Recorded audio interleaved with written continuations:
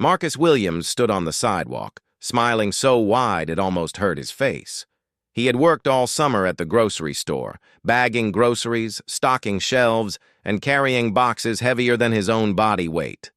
Every hour of overtime, every coin saved had led to this day. His car, his very first car, stood proudly at the curb. It wasn't new, but to Marcus, it looked like it had rolled straight off a showroom floor. A silver sedan with shiny rims and a radio that actually worked. "Man, I can't believe it," his best friend Jamal said, circling the car. "You did it. You actually bought it with your own money." Marcus grinned, brushing invisible dust from the hood. "I told you I would. No more walking to school in the rain, no more begging for rides." The afternoon sun painted the neighborhood in gold, and Marcus felt like the whole world had turned brighter just for him. But not everyone saw it that way. A police car slowed as it passed, then came to a stop a few feet ahead. Officer Dawson stepped out. He was known in the area for his sharp tone and cold eyes, especially when talking to teens like Marcus. "Nice car," Dawson said, his voice flat. "Where'd you get it?" Marcus straightened. "I bought it, sir," Dawson raised an eyebrow. "With what money?" "I work at the grocery store." "Been saving for months," Marcus answered carefully, keeping his hands at his sides. The officer's gaze swept over the car and then back to Marcus. "Mind showing me some papers? Registration? Bill of sale?" "Sure," Marcus said quickly, pulling a folded document from his pocket. He had been carrying it proudly all day to show friends and family, but Dawson barely glanced at it. "Doesn't look right to me," he muttered, though everything was in order. "Cars like this don't just fall into teenagers' laps. You sure this isn't stolen?" Jamal stepped forward, angry, but Marcus shot him a look. "It's mine," Marcus said firmly. Dawson's lips tightened. "Watch yourself. Don't get smart." Then, without another word, he shoved the papers back at Marcus and got in his cruiser. The engine growled as he drove away, leaving a bitter taste in the air. Marcus tried to shake it off, but Jamal muttered, "That guy just hates everyone. Don't let him ruin your day." Still, something about Dawson's stare had felt colder than usual, like he was memorizing Marcus's face. That night, Marcus parked the car outside his friend's house after they hung out playing basketball. It was late, the street quiet except for the chirp of crickets. Marcus waved goodbye and walked home on foot, only a few blocks away. Hours later, a sharp crack woke the neighborhood. The sound of glass breaking, then a faint whoosh. By the time Marcus heard the commotion and ran outside, his heart dropped to his stomach. Flames licked at the silver paint of his car. The headlights glowed eerily in the fire's reflection. "No! No! No! No!" Marcus shouted, sprinting toward. "Yeah." Neighbors were already outside, yelling, someone calling the fire department. But it was too late.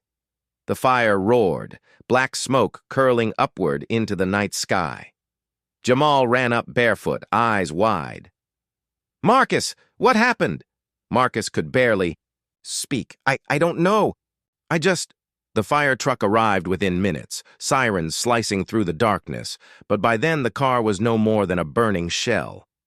Marcus stood frozen, the heat from the flames pressing against his face, even from several feet away. His dream, every dollar he had saved, was being eaten alive in front of him. When the fire was finally out, only twisted metal and melted rubber remained. The smell of burnt plastic hung heavy in the air. Marcus sank to his knees on the pavement, staring at the wreckage. His mother hurried up in her robe and slippers, kneeling beside him. "Baby, are you okay? Are you hurt?" Marcus shook his head, silently. He wasn't hurt, at least not on the outside.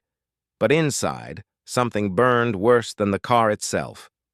Neighbors whispered to each other, some looking worried, others glancing toward the corner of the street as if expecting someone. Jamal crouched beside Marcus. "This wasn't an accident," he said in a low voice. "Cars don't just catch fire like that." Marcus's mind flashed back to Dawson's cold eyes earlier that day, the way he had questioned everything, the way he didn't even look at the papers. He didn't want to believe it, but the thought planted itself deep. The fire captain walked over. No sign of a gas leak. Looks like it started from the outside. He gave Marcus a sympathetic look. "I'm sorry, son. Someone did this on purpose." Marcus clenched his fists. His dream car wasn't just gone, it had been destroyed by someone who wanted to see him hurt. And though he didn't have proof yet, one name echoed in his mind: Officer Dawson. As the fire truck pulled away and the neighbors went back to bed, Marcus stood in the street under the pale glow of the streetlights. He wasn't crying anymore. The sadness was gone, replaced by something stronger. He wasn't going to let this slide. Whoever did this would be exposed. And if it really was Dawson, then Marcus would make sure everyone knew the truth. With smoke still curling into the night sky, Marcus made himself a promise. This fight wasn't over. Morning light touched the street where Marcus's burned car still sat, a blackened shell. Ash scattered in the breeze as curious neighbors stopped to look. Marcus hadn't slept. He had spent the whole night replaying everything in his mind. Dawson's stare, the smell of smoke, the fire captain's words. His mother made him breakfast, but Marcus barely touched it. "You need strength," she said softly, resting a hand on his shoulder. "We'll figure this out." "I worked so hard for that car," Marcus whispered, his voice heavy. "And now it's gone. Just like that." "You're alive," she reminded him gently. "Things can be replaced. You can't." Marcus nodded, but his jaw stayed tight. He wasn't thinking about giving up. He was thinking about justice. At school, whispers followed him down the hallway. Everyone had heard what happened. "Hey, Marcus, I'm sorry about your ride, man," a classmate said, patting him on the back. "Yeah, that was messed up," another added. "You think someone torched it?" Marcus didn't answer. He didn't want to throw names without proof. But inside, suspicion burned stronger than ever. Jamal found him by the lockers. "We gotta do something," he said. "We can't just let this slide."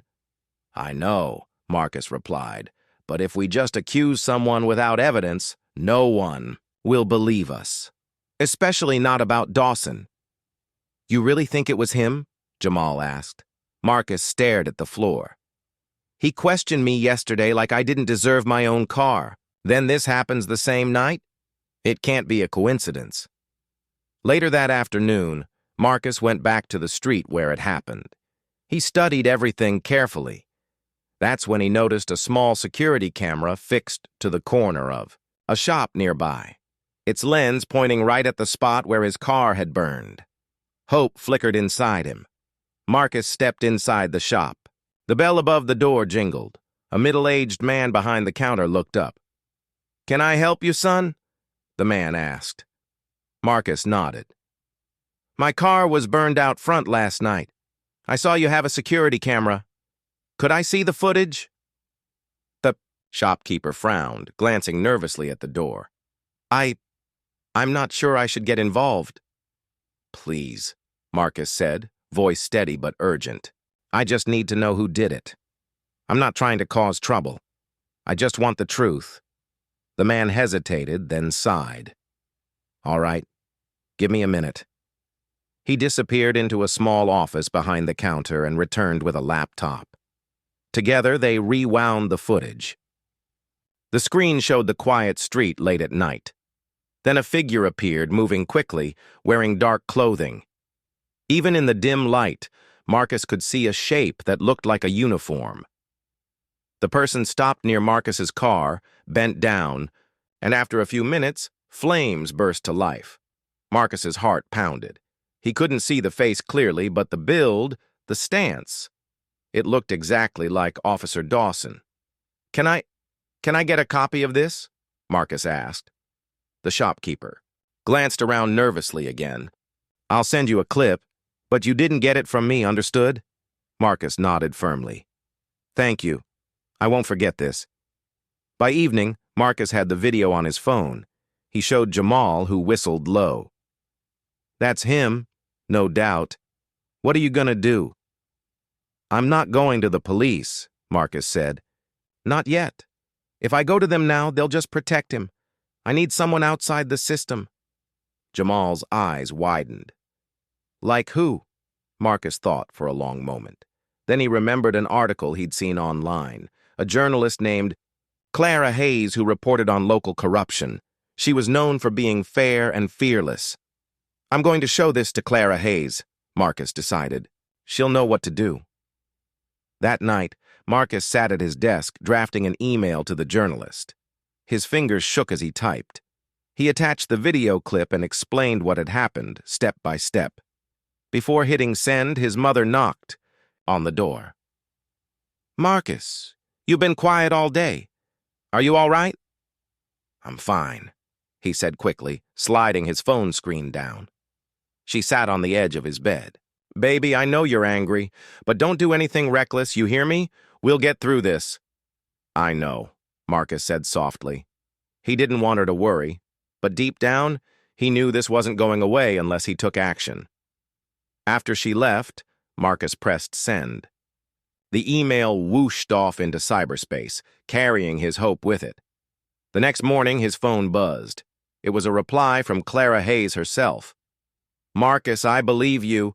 I've been following complaints about Officer Dawson for months. Can we meet? Today?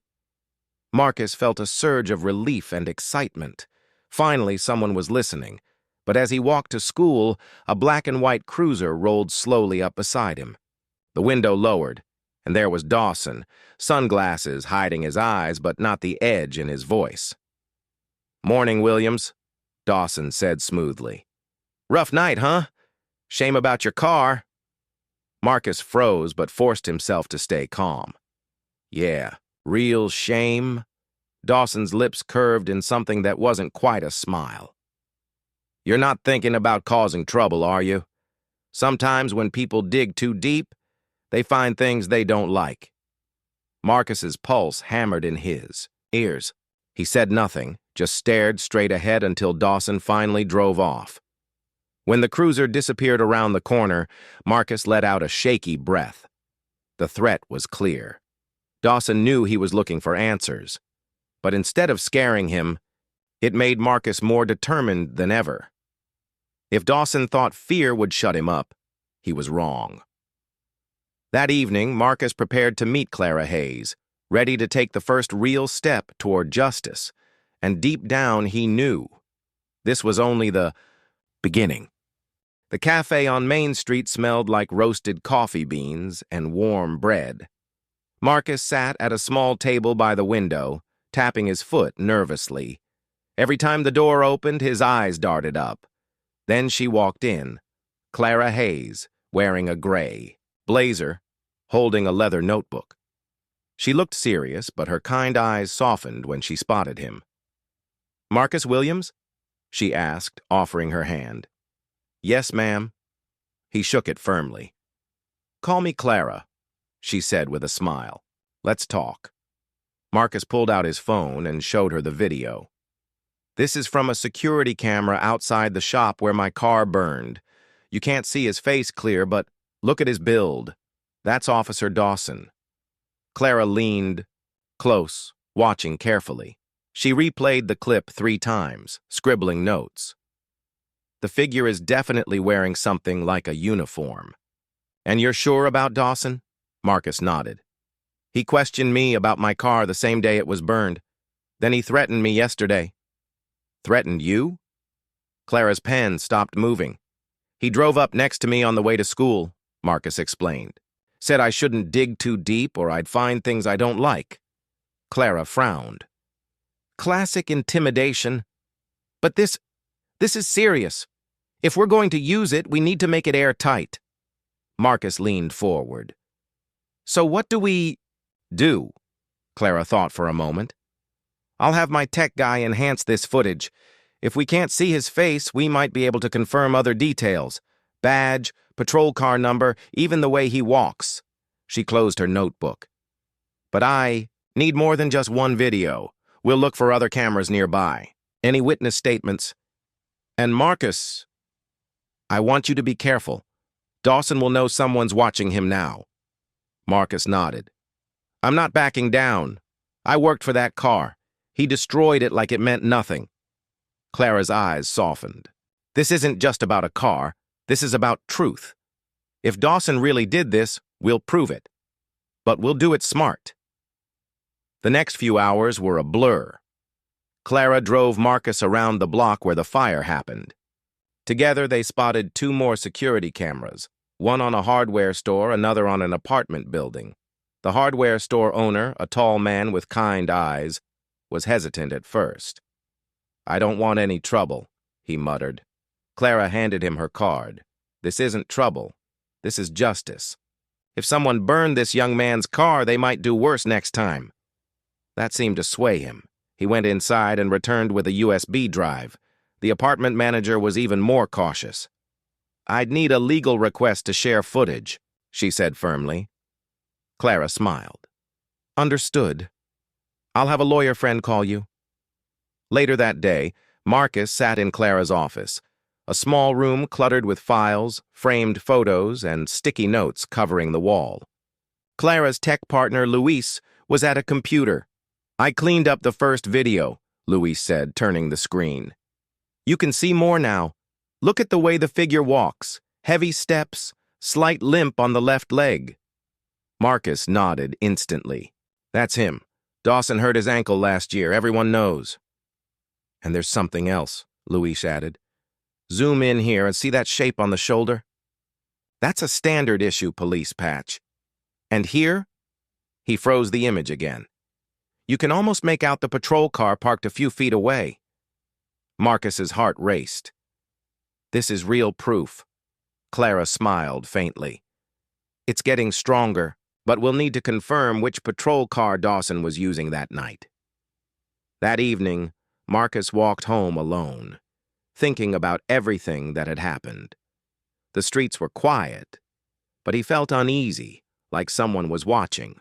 A familiar engine hummed behind him. Marcus didn't turn around. He already knew who it was. The cruiser rolled slowly up beside him. Out late, aren't you? Dawson's voice floated from the open window. Marcus forced himself to keep walking. Just heading home. Good, Dawson said, his tone sharp. Keep it that way. Stop sticking your nose where it doesn't belong. Marcus's fists clenched at his sides, but he didn't stop. He refused to give Dawson the reaction he wanted. When the cruiser finally drove off, Marcus let out a shaky breath. Dawson was nervous, and that meant Marcus and Clara were on the right track. Back at Clara's office, the plan was coming together. I've been covering stories like this for years, Clara said, handing Marcus a cup of water. Some officers abuse power, but they think no one will call them out. That ends when people like you stand up. What happens next? Marcus asked. We verify which car Dawson drove that night, Clara replied. Then I'll publish the story. I'm planning to hold a press conference. Cameras, reporters, the works. If Dawson tries to deny it, the footage will speak for itself. Marcus nodded, feeling a mix of fear and excitement. I don't want him to hurt anyone else. Clara's expression softened. That's why we have to be loud and clear. Silence protects people like him, but if we shine a light, they can't hide. Late at night, Marcus returned home. His mother was waiting up for him, worry etched on her face. Where were you? She asked. Just meeting someone who's helping me, Marcus replied gently. He didn't want to scare her with details. Marcus, promise me you're being careful, she said. Whoever did this is dangerous. I know, Mom, Marcus said, hugging her, but I'm not alone in this. As he lay in bed, Marcus thought about the burned car, the cold stare of Dawson, and Clara's determined voice. He wasn't just fighting for his own justice now. He was standing up for everyone who had ever been treated unfairly and told to stay quiet. Tomorrow, Clara would start preparing the press conference. and Marcus knew Dawson would soon realize that his threats no longer worked. The clock ticked past midnight. Somewhere outside, a patrol car cruised by. But Marcus no longer felt fear, only resolve. This wasn't over. In fact, it was just getting started. Morning sunlight streamed through Clara Hayes' office window as Marcus sat across from her, clutching a bottle of water he hadn't opened. He hadn't slept much. The video evidence played again on Clara's computer screen. Clear enough. Now to show a uniform patch, the patrol car shape, and the slight limp. Luis, Clara's tech partner, leaned back in his chair. "It's strong proof," he said. "Not perfect, but good enough to raise serious questions." Clara closed her notebook. "Marcus, I'm calling a press conference tomorrow afternoon. The world's going to hear your story." Marcus swallowed hard. "Will people even believe me? Dawson's a cop. They'll defend him." "Some might," Clara admitted. "But the footage, your statement, and his threats will make it impossible to ignore." Word spread quickly. By noon, Clara's upcoming press event was already on local news. A few reporters posted short updates online. Teen claims officer linked to suspicious car fire. Evidence to be revealed tomorrow. At school, Marcus felt every pair of eyes on him. Friends gave nods of support, but whispers buzzed in the hall. "You're really taking on Dawson?" Jamal asked at lunch. Marcus nodded. "Clara says it's the only way to stop him." "You know he's going to come after you," Jamal warned. "He won't just sit and wait for reporters." "I'm ready," Marcus said, though his stomach tightened. That evening, Marcus met Clara at a quiet diner to rehearse what he'd say. "Keep it simple," Clara advised, sipping her coffee. "Tell the truth about your car, how hard you worked to buy it. What happened when you met Dawson? Don't point fingers directly. Let the evidence do that." Marcus nodded. "I just want people to see I'm not making this up." "You're brave," Clara said. "Most kids your age would have stayed quiet." Marcus looked down at his hands. "I'm not brave. I'm just tired of being scared." Meanwhile, Dawson was anything but calm. In the dim light of his kitchen, he paced back and forth, phone pressed to his ear. "They've got footage," he muttered to someone on the line. "A journalist. Hayes. She's planning a press thing tomorrow." "Oh." Pause, then Dawson slammed the phone down. "Fine, I'll handle it myself." He spent the evening driving through Marcus's neighborhood, making sure people saw his patrol car. He stopped by corners where kids hung out, staring long enough to send a message without saying a word. Later that night, Marcus was walking home from Clara's office when Dawson pulled up again. "You sure like talking to reporters," Dawson said smoothly, leaning on the open window. Marcus forced himself to stay calm. "I have nothing to hide." "Neither do I," Dawson replied. "But sometimes stories get twisted. Sometimes kids get themselves in trouble when they chase things they don't understand." Marcus kept walking. "Good night, officer." Dawson's voice followed him. "Careful, Williams. You only get one life. Don't waste it." Back in Clara's office, preparations were in full swing. Clara wrote her opening remarks while Luis set up a camera for a live stream. "We'll broadcast this on every channel we can," Clara explained. "News stations are already calling. They want the clip." Marcus felt a mix of fear and excitement. What if Dawson tries something before then? Then that proves everything, Clara said firmly. "We're not stopping." The next day arrived too fast. By noon, reporters gathered outside a community center where Clara had booked the press room. Marcus waited in a small back office, hands shaking. His mother sat beside him, holding his hand tight. "You don't have to do this," she whispered. "We can just let it go." Marcus shook his head. "If I stay quiet, he'll do this to someone else. I can't let that happen." As the clock neared 2, Clara stepped into the room. "Ready?" Marcus nodded. The press room buzzed with cameras, lights, and microphones. Clara walked to the podium first. "Thank you for coming. We're here today to share evidence of misconduct involving Officer Dawson. Reporters leaned forward. Cameras flashed. Clara gestured to the screen behind her. The video played, Dawson's figure moving near Marcus's car, the faint outline of his patrol car, the flames erupting seconds later. Murmurs filled the room. Then Marcus stepped to the podium. His voice was steady, though his heart raced. I worked all summer to buy that car. It meant freedom for me, a dream. One day, Officer Dawson questioned me about it like I didn't deserve it. That night, my car was burned. I'm not saying this for revenge. I'm saying it because it's wrong. And I have proof. The room erupted with questions. Clara held up a hand. We'll take questions in a moment, but first, the department needs to respond. We're calling for an independent investigation immediately. Across town, Dawson watched the live stream from his patrol car, jaw clenched. He slammed the dashboard with his fist. You think you're smart, kid? He growled. You have no idea who you're messing with. That night, his anger boiled over. Instead of keeping a low profile, Dawson made his biggest mistake. He decided to confront Marcus in person, away from cameras. Marcus was walking home again when Dawson appeared out of the shadows blocking the sidewalk. You really want to ruin my life over a car? Dawson hissed. I just want the truth out, Marcus replied firmly. That's all. Dawson stepped closer. You're making a big mistake. But what Dawson didn't know, Clara had predicted he'd try something. 2 hidden cameras were watching from a parked car nearby. Everything, every threatening word, every step Dawson took, was being recorded. Marcus could not sleep that night. The words of the local reporter echoed in his mind. This story could change everything. He had told her the truth about Officer Blake burning his car, but now the entire town was waiting to see what would happen next. Early in the morning, Marcus went to the community center where volunteers were gathering. People from all walks of life, young students, elders, shopkeepers, had come to help him.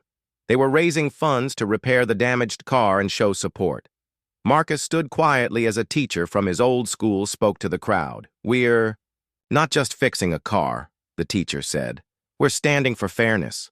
We're showing that no one should be above the rules. Marcus felt a warm hand on his shoulder. It was his mother, Mrs. Carter. She gave him a tired smile. I'm proud of you, son. But remember, keep your heart calm. Anger can burn you faster than any fire. Meanwhile, Officer Blake was pacing around his living room. His phone wouldn't stop ringing. Neighbors wanted answers, his boss had called him for an emergency meeting, and reporters had parked their vans down the street. His wife, Ellen, tried to calm him down, but Blake's face was red with stress. They're making me look like the villain, Blake shouted. Ellen spoke softly. Then prove you're not. Admit what you did before someone else proves it for you. But Blake was too proud. No, if I go down, my career's over. I'll lose everything. At the police station later that day, Blake's supervisor, Chief Daniels, demanded the truth. Blake, there's a witness. There's camera footage from a nearby store. Don't make this worse than it is. Blake tried to deny it again, but his voice was shaking. Chief Daniels sighed deeply. You've got 24 hours to come clean. If you don't, I'll have no choice but to suspend you. Do you understand? Blake walked out of the station, furious and frightened. He felt like the walls were closing in on him. He drove home fast, not noticing the news van following him from a distance. That evening, Marcus and his best friend Jamal sat outside on the porch. The neighborhood kids ran around, unaware of the heavy tension in the air. Jamal leaned in. Man, Blake's cornered. He's either going to lie harder or finally crack. Marcus frowned. I don't want revenge, Jamal. I just want him to admit he was wrong. But what if he doesn't? Jamal asked. Then the truth will find its own way, Marcus said quietly. It always does. As night fell, a storm rolled over the town. Heavy rain and sharp winds rattled windows. Blake sat inside his house, watching the storm, trying to calm himself. Then suddenly, a loud bang shook his walls. He ran to the front door. His porch was on fire. Blake froze, heart pounding. Flames licked up the wooden posts, smoke curling into the night sky. He shouted for Ellen to grab the phone and call the fire department.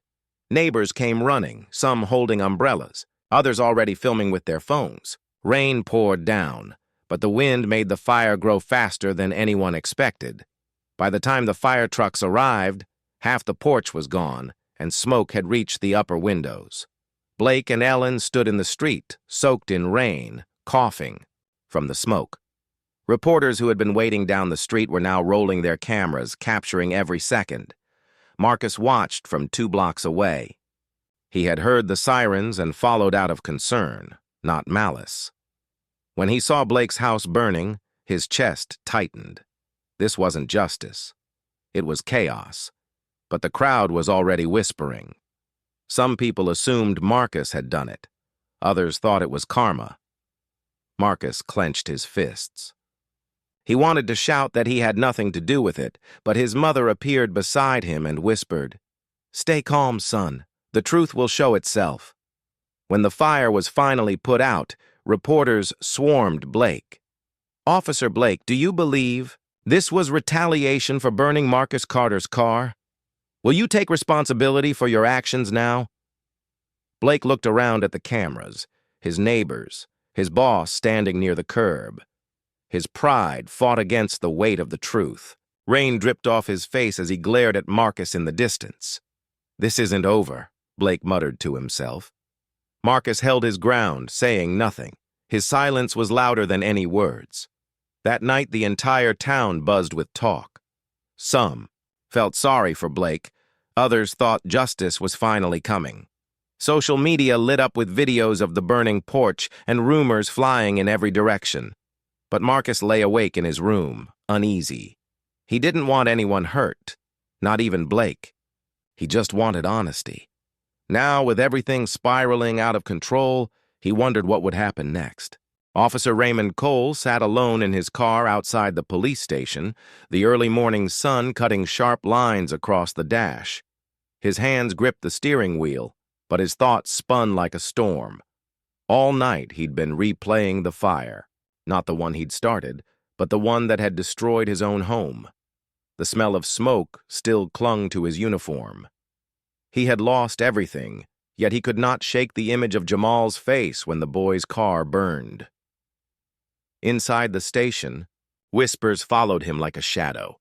His fellow officers avoided his eyes. Some knew about the car fire. Others only suspected. Chief Daniels had already called him into his office twice this morning, but Cole hadn't gone in yet. He feared what was waiting on the other side of that door. Across town, Jamal sat in his living room, scrolling through his phone. His family had barely slept. The video of Cole's house fire had gone viral, not just because a cop's home was destroyed, but because someone connected the dots. A blogger had posted security footage showing Cole near Jamal's driveway the night his car was burned. The post's caption read, "Justice has strange timing." Jamal's phone buzzed again and again with messages from classmates, neighbors, even strangers. People wanted him to speak out, but Jamal wasn't sure what to say. He didn't start. The fire. He didn't want revenge. Yet part of him wondered if this was karma doing its work. By noon, reporters had gathered outside the station. Microphones waited. Cameras flashed each time an officer walked by. The story had grown bigger than Jamal or Cole. Now the whole city wanted answers. Chief Daniels finally called Cole in front of everyone. "Ray, my office. Now." Inside, the chief's face was hard. He dropped a printed photo on the desk. It showed Cole's cruiser parked near Jamal's street, just hours before the teen's car burned. "You want to explain this?" Daniels asked. His voice was low but sharp, the kind of tone that carried years of command. Cole's mouth went dry. "I was just patrolling." "Patrolling?" Daniels leaned forward. "At midnight? With no call, no report, and no GPS log? Don't lie to me." Cole swallowed hard. The truth pressed heavy on his chest. He had done something reckless, something cruel. Now it was coming back around, and not just to hurt him, but to stain the whole department. "I made a mistake," Cole muttered finally. The kid mouthed off. "I wanted to teach him a lesson. I didn't think—" His voice cracked. "I didn't think it would matter." Daniel's eyes narrowed. "You burned his car, Ray. You abused your badge, and now someone torched your house. You put a target on yourself and on all of us." Outside, Jamal's mother stood on her porch giving an interview. Her voice trembled but stayed steady enough for every microphone to catch. "My son is not a criminal," she said. "He didn't start any fire. He just wanted to be treated like any other kid. Is that too much to ask?" Jamal listened from inside, his stomach tight. He hated seeing his mom dragged into this. He hated the tension in their neighborhood. But he also felt something else, a spark of courage. Maybe this was his chance to speak for himself. That afternoon, Jamal agreed to meet with a local reporter. They sat on a bench outside his school while cameras rolled. "I didn't burn his house," Jamal said plainly. "I wouldn't do that, but he burned my car, and I want everyone to know it's not okay. I want him to admit it." The clip aired. On the evening news, right after another story broke, the department had suspended Officer Cole pending investigation. The footage of Jamal's calm face played on every channel, and for the first time, the public's sympathy shifted fully toward the teenager. That night, Cole drove to the edge of town, away from the flashing lights and questions. He sat in his truck, staring at the dark horizon. His career, his home, his reputation, all in ashes. For the first time, the uniform on his shoulders felt like a burden instead of a shield. But something else stirred inside him. Guilt. Real, heavy guilt. Jamal hadn't lied. Jamal hadn't fought back. The boy just wanted respect, and Cole had crushed that for no reason but pride. Cole picked up his phone and dialed a number he had been avoiding. It rang twice before Chief Daniels answered. "I'm ready to tell the truth," Cole said quietly. "I'll face whatever comes." The next morning, the station doors opened to a crowd of reporters. Cole stepped out in plain clothes, no badge, no gun. His voice trembled as he spoke. "I burned Jamal Williams' car. I was wrong. I betrayed the trust of this community and this department. I am deeply sorry." The words spread everywhere. Cameras caught every second. Jamal saw it live on TV with his family. His mom held his hand tight, but even as Cole confessed, questions lingered. Who had burned his house? Was it random? Or had someone decided to return the lesson? The city buzzed with speculation. Some people believed fate had delivered payback. Others whispered about neighbors who might have taken matters into their own hands. Jamal stayed silent. He didn't know who did it, but he knew this. The truth was finally out, and the badge couldn't hide behind silence anymore. The sun was just rising over the quiet neighborhood.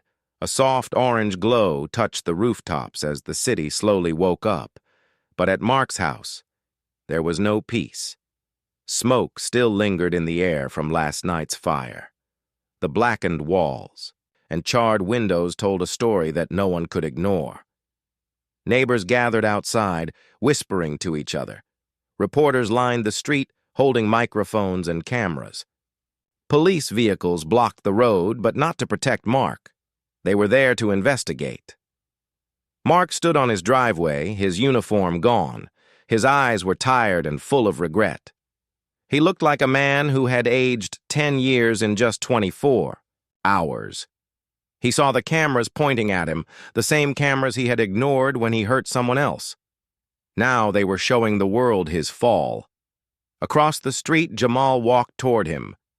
The young man's car was gone, but his spirit was not broken. His mother walked beside him, holding his hand, her face calm but firm. The reporters quickly turned their cameras on them, sensing that something important was about to happen.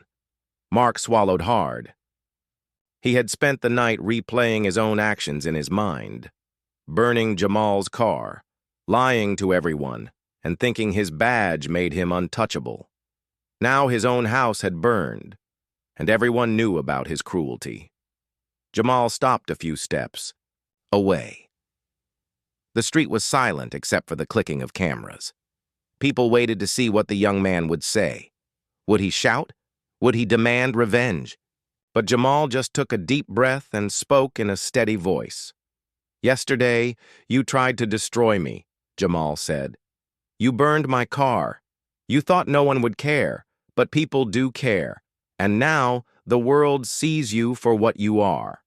Mark lowered his head. "I was wrong," he muttered, his voice breaking. I thought I could get away with it. I thought I was teaching you a lesson. But I was blind. I let hate guide me." Jamal's mother stepped forward. "Hate destroys everything," she said softly. "Look at your house. Look at what your anger has done to your own life."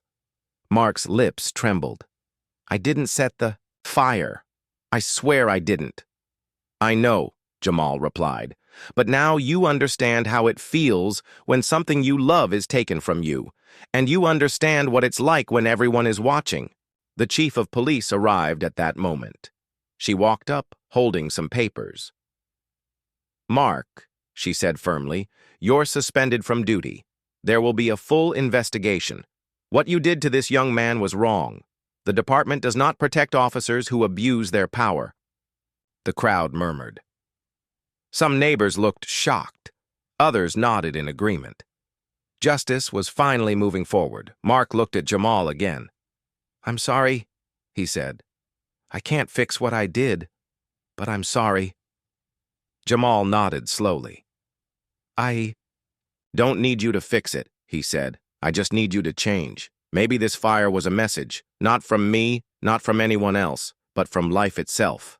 The reporters quickly asked questions, their voices loud and sharp, but Jamal didn't answer them. He simply turned to his mother, and they walked away together, holding their heads high.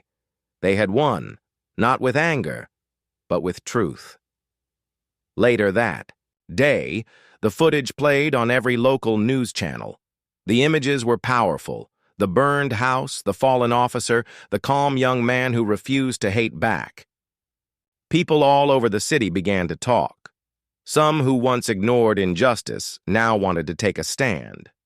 Others who had been silent found courage to speak. Mark sat alone in a small motel room that night. His house was gone, his badge was worthless, and his pride was broken. But for the first time in years, his heart was open.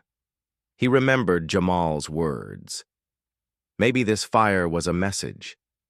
He thought about his own family, about the son he barely spoke to anymore, and how his anger had driven them apart.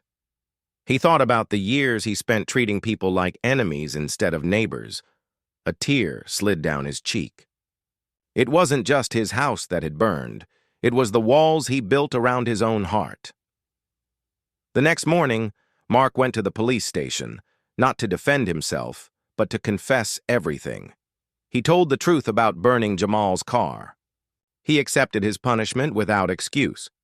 For the first time, he felt lighter, as if the fire had burned away more than just wood and bricks. Weeks later, Jamal received a new car from a community fundraiser. People came together to help him, proving that kindness was stronger than hate. The same cameras that showed Mark's fall now showed Jamal's smile, a symbol of hope and courage. As for Mark, he no longer wore a badge, but he started something new. He spent his days speaking to young officers about respect, fairness, and what happens when pride takes control. He told his story again and again, not to clear his name, but to warn others. Jamal sometimes saw him in the neighborhood. They didn't become friends, but they shared a nod, a quiet sign that change was possible. The fire had destroyed a house, but it had also lit a path towards something better. And so the story ended, not with revenge, but with understanding, not with hate, but with change. The cameras rolled, The world watched, and everyone learned that justice shines brightest when the truth cannot be hidden.